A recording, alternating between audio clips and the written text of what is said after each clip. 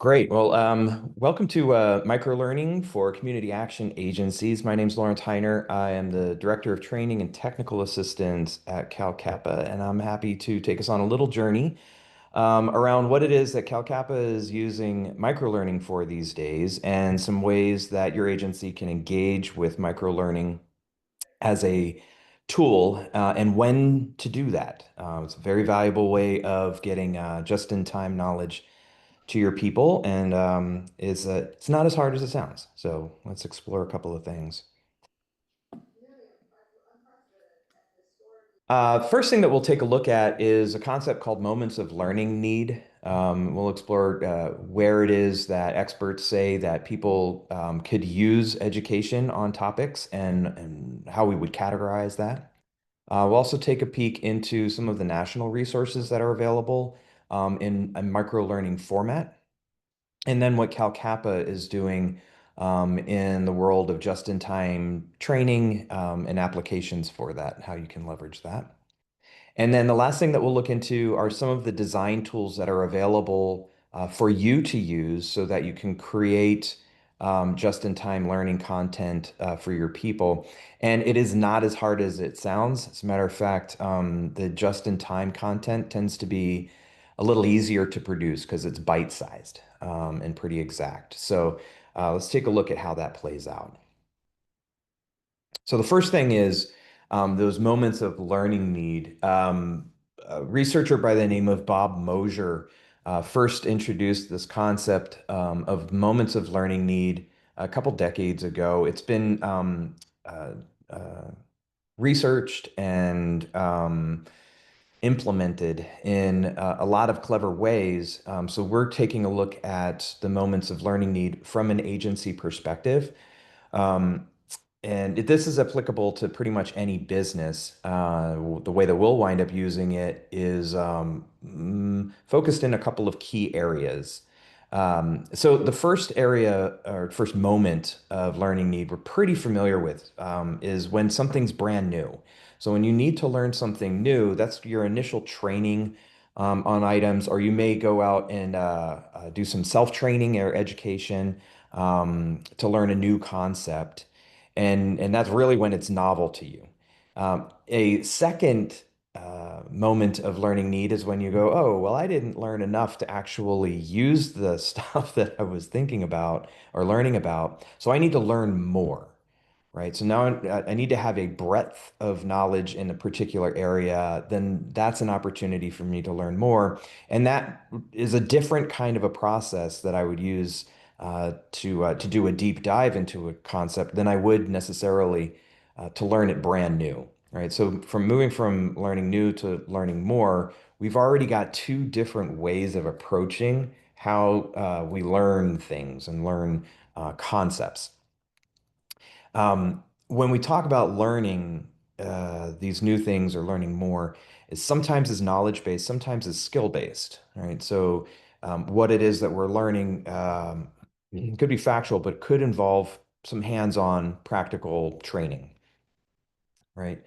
And learning these things ahead of time in these two areas, we are fairly safe using kind of book study tools, online study tools, e-learning, that sort of thing can be pretty easy to access for learning something new, learning it more.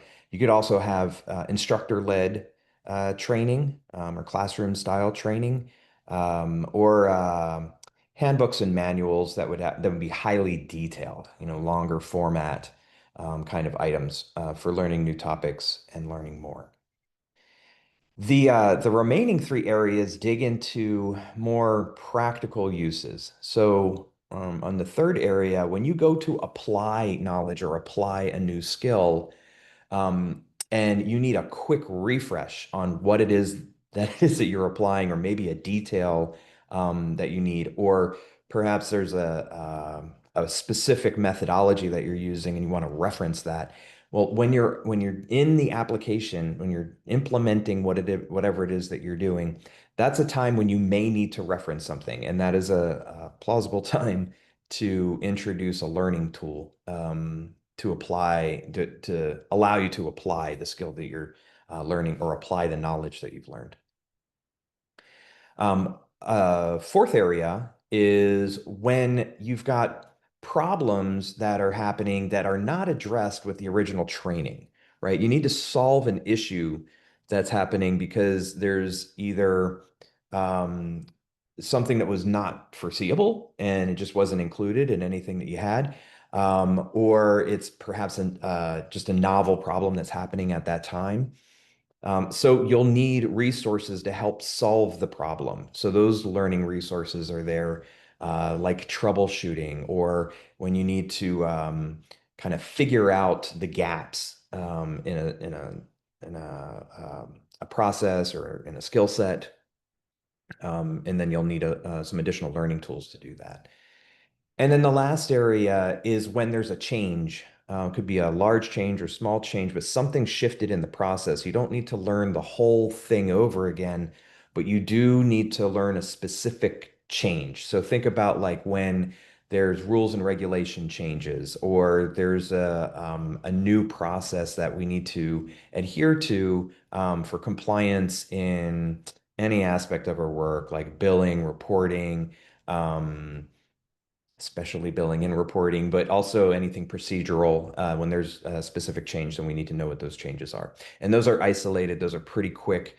They can even be timely, like when you encounter the change that you get to address the learning.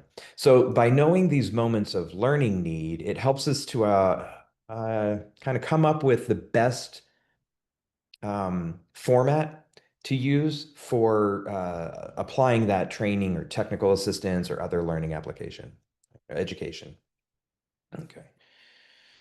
Um, so as we see what's available, I can point out where it is that we've taken a look at moments of learning need and said, yeah, you know what, this tool is applicable in these kinds of moments, right? The first set that we can take a look at of existing tools is going to be with the national partnership. They have some tools you may be familiar with already. Others are available to community action agencies to use at your need. The first of them is the Community Action Academy, which is a learning management system. That system holds a collection of online content, e-learning content, and tends to be where you can go for learning something new or learning more about an item. I know that there's a lot of information on common community action programming, and that's where the partnership has put a lot of effort around things like um, multi-generation or whole household kind of approaches to providing services. So the Community Action Academy, good spot to go for learning at your own pace. The Community Needs Assessment Data Hub is a space to go when you need access to information in a timely manner. So this is one of those tools that is available to supplement your understanding um, when you're in an application mode. So this is when you're in your research or your analysis mode. During community needs assessment, that tool is available to support you. If you have not used that tool before, I strongly recommend checking it out. The accompanying deck has live links. So the Community Needs Assessment Data Hub is free for all community action agencies to take advantage of. And the tool itself on that one, we explore in other training programs for community needs assessment. But the short of it is that it is a data repository for things like census data and supplementary census data, other point in time checks that are gathered by the group that runs the data hub and make them available to search on a countrywide, statewide, or even down into county and well, I think at county level is where it gets most granular. You can use that tool. The Community Action Assessment and Risk Resources portal is also available there. That's another partnered resource from the National Community Action Partnership, and that resource is there to assist with risk management and doing risk assessments. There's another free tool to use. Also meets organizational standards for that. Speaking of organizational standards, and meeting all the standards, there are several resources that the National Partnership offers that are both long form and just in time kind of format to get a complete picture of organizational standards and learning that for the first time. Accessing tools that assist with the standards themselves, so how to achieve the standard. So you'll have direct focus kind of training material there. And then as you're going through certain processes like strategic planning or other long-term processes, there are more breakdowns and additional resources that assist during that application process. The partnership in general is pretty good at identifying when there are national rules changes, and they do a decent job of providing kind of update training at a national level. It's pretty broad in focus, but is available. So they will post usually anything that they've recorded on their YouTube channel, and that's another great spot to go to reference community action related training and technical support. Okay. So, National Partnership's been doing this a while. They've got a pretty deep library of content, and that would be applicable in a lot of different moments of learning need. So, usually when I'm going to the National Partnership, it's because I'm in the middle of something, or I need to introduce something to someone else. So, when I'm accessing partnership resources, it can hit multiple layers of need, and the tools that they have are designed in a number of different ways, so you can use them as supportive tools on the job. Okay. So what CalCappa is doing that's different, similar in some aspects, but we have a slightly different approach that's a little bit more focused on local need. So we at CalCappa have a learning management system as well. Ours is focused on onboarding primarily, and then secondarily covers tons of different areas. So the Community Action Virtual Onboarding, or CAVO, website is where folks can go and access our entire library of learning content as a guest and not have it tracked, or agencies can set up an account with us and provide tracking um, or trackable training resources in the learning management system in the LMS. So the Cavo, besides learning about the history of community action and all of the um, historical elements that make us who we are, and some of the main components of community action that you'll learn in the Community Action Virtual Onboarding, there are additional courses where you can dig deeper into CSBG. You can look into aspects of Roma. And there are several items that we've been recording through webinar formats, a lot like you're seeing today, that will turn around and repurpose as e-learning content later. We do a bit of slicing and dicing of the video and pulling the more um, important components out of a longer format like this one, right? To provide training and ongoing training. So a big part of that is using our YouTube channel. That's where we can take recorded content and make it available. We also repurpose things through YouTube, because once your video is turned into a link on the internet, you can use that with other tools, especially in some of the learning design tools that we use for the learning management system.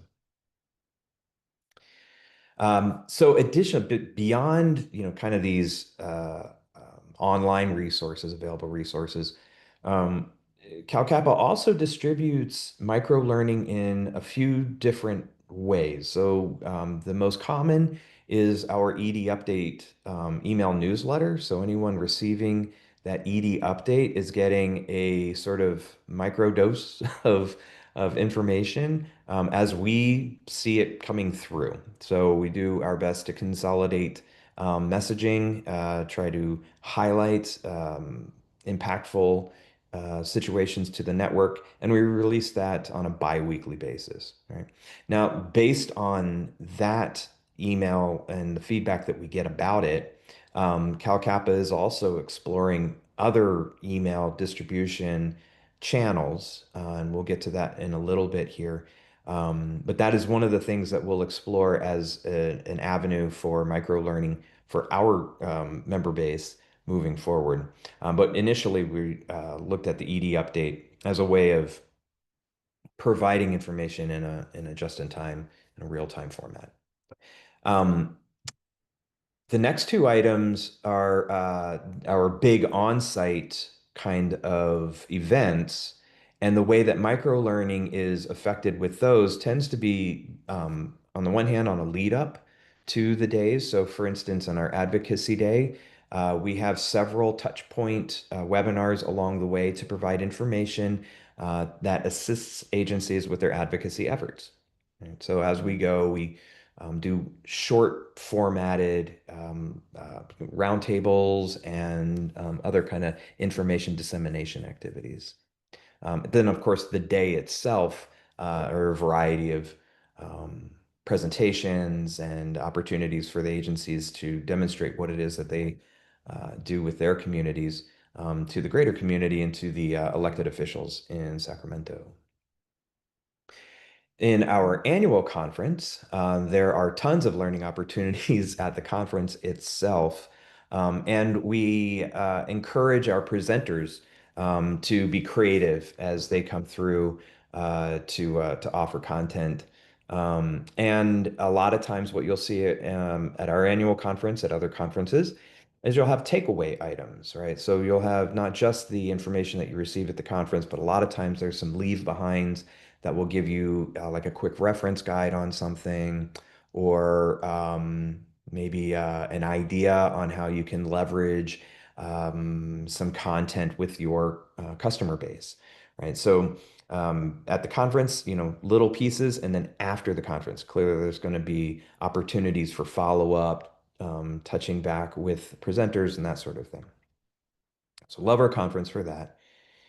And then for the past couple of years, CalCappa has been forming specialized groups based on CalCappa, no, not CalCappa, but community action in general, community action roles that we notice are relatively common across agencies. And so we pull together these peer groups so that we can have peer learning sessions and for each of those groups have an opportunity to create a sort of email hotline for the group so that when someone has a question that pertains to something like finance or human resources, which are a couple of our groups, they can post that question to the group and then get a crowdsourced response, right? Peer responses. So that's yet another way that you can use microlearning in sort of a peer feedback format. There are probably a few other ways that CalCappa demonstrates microlearning, and there are a few more that we're interested in developing. So as we wrap up today, I'll be getting your feedback on some of the ways that CalCappa might more effectively prepare and deliver information to you all in doing the work at agencies. And then we'll also want to identify some of the best ways to receive that information, right? So e-courses or um, like email news chains, that kind of thing. Okay, we'll talk about that in a minute. All right.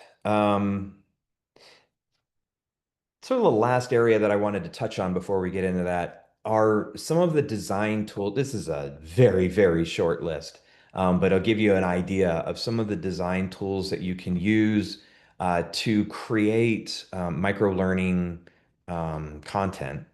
So screen recorders, if you've got something that you want to teach somebody else that's sort of like a systems process or, guidance through a website or, here's how you fill out this Excel form or something that's you could record on a video screen from your computer. You can use some screen recording tools. So like we're doing today with Zoom, excuse me, recording this presentation or Teams, very similar. You can do that with no audience and create a video recording that way. There are other tools that embed into your computer that you can click a button and start a screen record. There are also inside of Mac and Windows machines some screen record tools that are baked right into the operating system.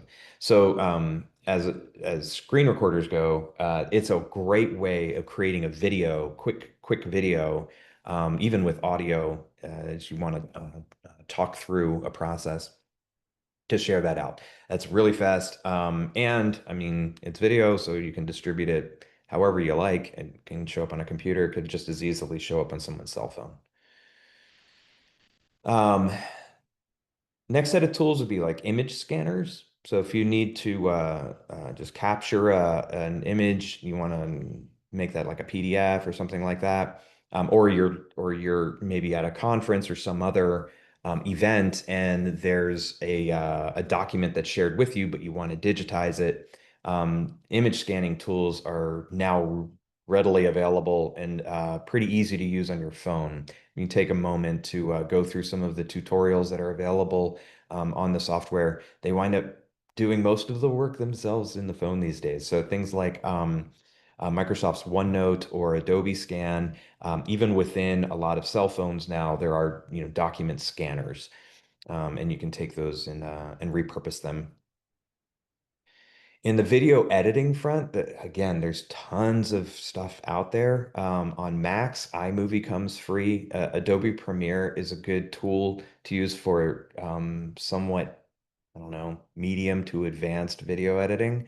And then there are a number of very simple video editing tools, again, available on your phone, available on Windows or Mac computers that enable video editing. And then from there, it's pretty straightforward to make those videos available through either YouTube or Vimeo or maybe some other online streaming platform so you can share the video. For photos and graphics, Canva has become exceptionally popular. So strongly recommend checking out Canva if you have not. But it's a great way of keeping the same color palette across all of your stuff. It's also pretty straightforward, rapid development tools. There's pros and cons to all of these tools. One of the major pros to Canva is that it's easy to use and it's inexpensive. One of the cons to Canva is that it's not as highly customizable as something like an Adobe Photoshop or Illustrator, something like that, that's got more customizable features. Adobe Express is like Canva for Adobe. So Adobe does have a version of that. Um, And before I get to the distribution tools, I'll make one comment about Adobe and then all of the products that are offered through vendors. And that is our little asterisk in the corner here. Be mindful of user agreements for any free or paid software tools. Just because it's a paid tool doesn't mean that you shouldn't be mindful of the user agreement. So look into those, especially in the era of AI and keeping your information yours. You just want to be mindful of any agreements that make your information open to AI searches and that sort of thing, so that you are careful and mindful of what you put into the tool itself. Okay. Hopefully that will get easier as time moves on. But we'll see. Okay. And in the meantime, we do want to be very, very careful of IP, intellectual property rights and that sort of thing. All right. Now, when it comes to distribution, we've got a lot of different ways that we can distribute microlearning. So a learning management system like Kavo is a great way to distribute your content When you have a Cavo tenant, which means that your agency has set up a space in Cavo, incidentally, that doesn't cost anything through the end of February 2026 for community action agencies. There's some capacity limitation, but is generally speaking an open invitation to check out learning management system. So Cavo, setting up a Cavo tenant allows you to post your own learning content, e-learning learning content into a learning management system and make it available for your agency to use. Uh, Using Microsoft Teams or Slack is another great way of rapidly getting people information that they need on a regular basis.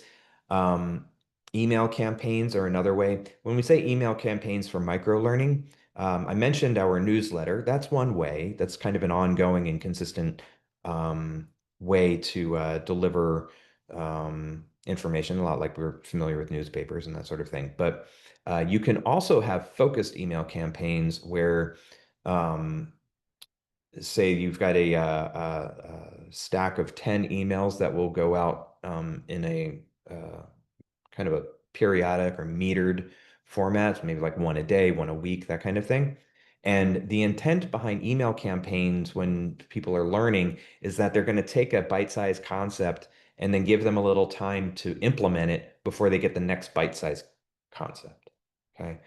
This works really well with things like new leader development. So if you've got like a new staff supervisor, something like that, then it may be valuable to get like a week over week, hey, here's a tip of the week, kind of try to implement this with your team, right? Try doing this with your 101s. That kind of stuff is really helpful. Or here's some facts to know about particular items, one, two, three, and move it forward. So real great for um, collecting content if you use a lot of email as a communication tool.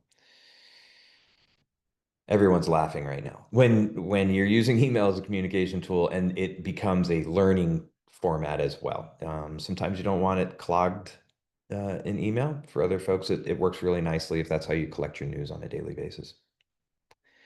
Um, Other distribution tools would be like online file management systems. So think of these as like repositories, SharePoint, OneDrive, Google Drive, uh, any of the Dropbox, Box, all of those. The online storage uh, tools are there to, collect and be a one-stop shop for your people. So you can send out one link or have these things kind of accessible through single sign-on or in some way share it. Um, uh, Having things stored on your own individual computer obviously makes it not accessible to others. So this would be like one of those ways of if I'm going to save, say, a collection of reference material, putting it into an online space makes it far more accessible to distribute it and then use as a learning tool. And then the last thing here, On24 is a brand, but they are one of many hosted solutions for video. Groups like On24 have ways of using AI tools to break down video into training materials and make them available in the long term. They're very cool. They are also a little costly. So it very much depends on your purpose, but the tools are out there to meet a range of needs as we have them. Okay. All right. So I think at this point I'll answer whatever questions that you have about the modalities that we've got here for micro learning or the moments of learning need. And then I'd like to get into a little brainstorm with you about the kinds of topics that we could use micro learning to address here in the network moving forward. So pause here. What questions do you have?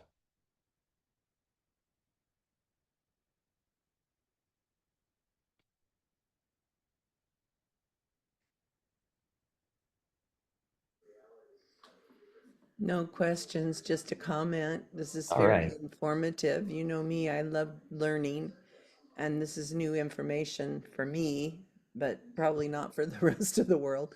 But I appreciate these options that you've provided, and I think that I'm thinking about board training or new staff training and how we might use these things to do that, but in small doses rather than, multiple hours of long of training kind of thing. Yeah, Linda, I like that a lot. So what are your thoughts on the kinds of things that you would want to train people on staff? Are you thinking more in new hire space, or are you thinking more in like ongoing, or both? What do you think? I kind of think both, Okay. new and staff and like I said, board. One of the things that you said, one of the tools, I'm trying to, I'm looking at my notes here. Something on small doses of, org standards, it Yeah. was. Yeah. Something like that for on a board level where they don't need to get into the minutia, but Hmm. to give them kind of an overview because they hear us talk about org standards. Actually, they hear us complain about org standards more than anything, I think. And so to give them a dose of what that means would be great. I think same topic for just staff in general, agency staff. I find that when I'm involved in the various committees and meetings that I am involved with all month long, that there are a lot of people that want to learn more and they ask questions that may not be appropriate to the topic we're in, but it triggered something for them. And so they're going, well, how does this work? Or how do I do that? Or, whatever. And so having and you and I talked about this before, Lawrence, when I got some info from one of the other agencies that had put together a learning academy. And I think they even linked it with their local community college. Mm. And they they had everything, the run of mill of everything, training on Excel, training on, emails and how to do them and be professional and just stuff, just, things that we can go out into the world and find. But why not have it contained into a package within the agency that staff can go through on a daily, weekly, monthly, whatever basis? Just a thought. Yeah, what you're describing, I've heard of being implemented in the past. So very much not off base. I think that it's a great way of keeping people informed. I really like the idea of incorporating kind of an email drip kind of campaign to get people exposed to concepts that they may otherwise not catch on to in a longer format training, like 3 hours later, you're, oh, what was 1 hour in, like, Yeah, you're so overwhelmed. yeah. Oh my goodness, yeah, I hear you. And I think your point about org standards is also really good, especially when we know that our org standards are timely. So when we know that we're approaching like a due date or one of these 1, 2, 3 year requirements, that we can get ahead of it and then provide those who need to act on it. We can give them just a little bit of, hey, here's what that's talking about, Yep. that standard. Here may be some recommendations on meeting the standard, all those things that we know, and then are sometimes delivered when we need them. Sometimes they're delivered 18 months before you ever need to use it. And, you know, Yeah, yeah, no, got a reference, right? You got to reference it. yeah, I think that's a great idea because I think about my staff and they tend to get focused in their little box of what they're doing, and they hear other stuff and they're interested in it. Some of them are interested in it and they'll ask questions, but others may be interested, but not, maybe afraid to ask questions or they don't have time to ask questions or they don't want to embarrass themselves or whatever. So it could give them a little quick email of hey, you're hearing org standards being broadcast in the agency right now. Here's what that means. Mhm. That Yeah, absolutely. easy peasy. Yeah, It's a great idea. I like it. Yeah, Awesome. Well, thanks, Linda. yeah,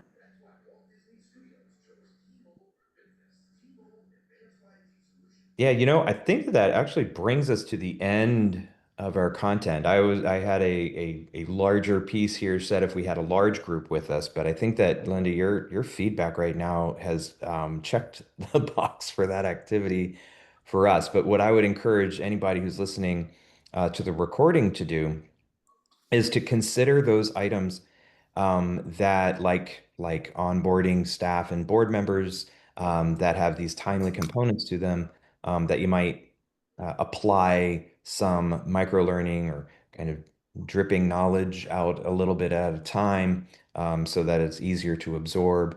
And Linda, as you were talking, it also sounds like a great way of breaking down silos around an agency just by supplying some basic information about some of the other things that are going on around the agency for folks to know about. That kind of awareness pays dividends by having staff know what's going on. yeah, So very, very cool. Thank you for that.